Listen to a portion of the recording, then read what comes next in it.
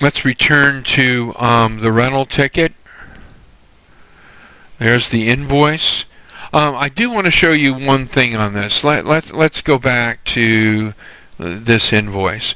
On the bottom of the invoice will show recurring rentals. Like, say for instance, if this was out for 6 months, then there would be 6 different invoices as they're posted appearing down here, and then it would give a bulk total for it. Since this was a single manually generated invoice, only one shows on here, and it shows invoice, and again I can drill down on any of the invoices in this point.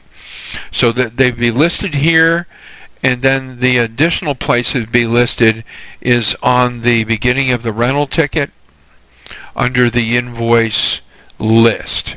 Since we just did one, that's all that's there, but if this had been a recurring rental, then they'd skew all the way down. Okay, the invoices that collect on the generate invoice will appear in the summary but not in the auto under this, so we'll talk about that later. Basically everything on the top part here keys from the customer profile, contact. All of this information here comes from the freight and miscellaneous module. This comes from the part selection or the inventory.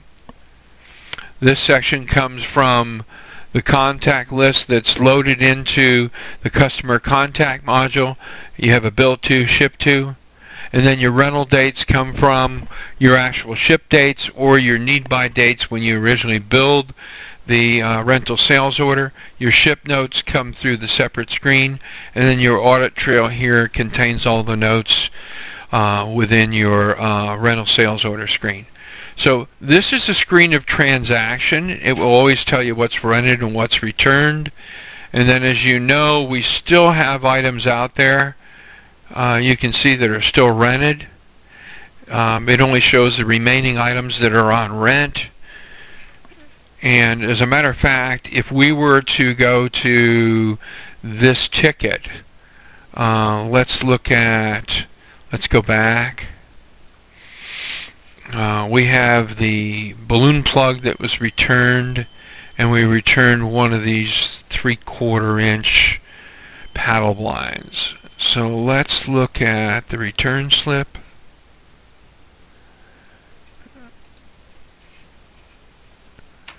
And the balloon plug's still on there. Okay, I thought it had modified that and took it out, but it does not. But what it does do on the packing slip is it abbreviates and removes so that you have an up-to-date packing slip what's returned. And this obviously needs to be reflected in the return eventually. But you can look at here, the balloon plug is missing because it's been returned. And you can see one of these paddle blinds. There's only one where we had amounts of 4 before. So we have one missing off the packing slip. So that information needs to be added to the return slip so the return slip updates. I'd like to talk about the quote real quick, the quote list. When we take a quote, this is nothing but a snapshot of the rental sales order screen, which gives you the last screenshot of what it is that the rental sales order screen shows.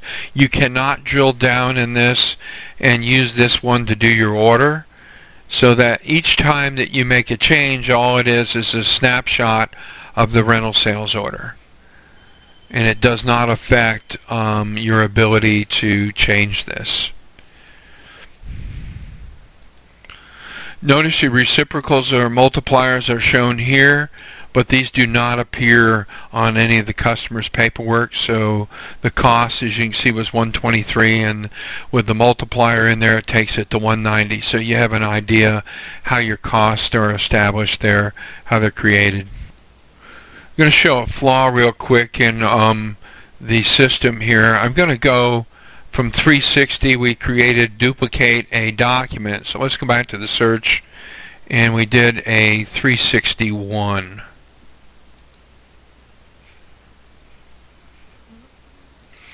If you remember, what I did was I copied a rental ticket and then I changed the name of the company.